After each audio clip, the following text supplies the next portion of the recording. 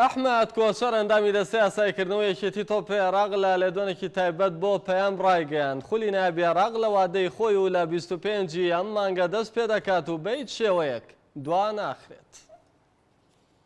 بودەنگۆیەک هەبوو لە هەندێک لە ڕاگەیاندن و سوۆسیال میدیا کە باسی ئەوە دەکرێت تەسریحات درا کە ئێمە لە 25 نایکەین تەزیر دەکەین نەخێر هی بە هیچ شێوەیەک دوا ناخرێت و 25 مانکەر ئەو ڕۆژەیە، بەڵام ئەگەر شتێک ڕووبدە ڕۆژەکە پێش پاش ئەوە مشکلەمان نابیلەوە، بەڵام بڵێن چکە ئێمە بەڵێمان بەیانەکان داوە کە ئەوان دەست پێ بکەن بە مەشقی خۆیان و ئامادەکردنی خۆیان.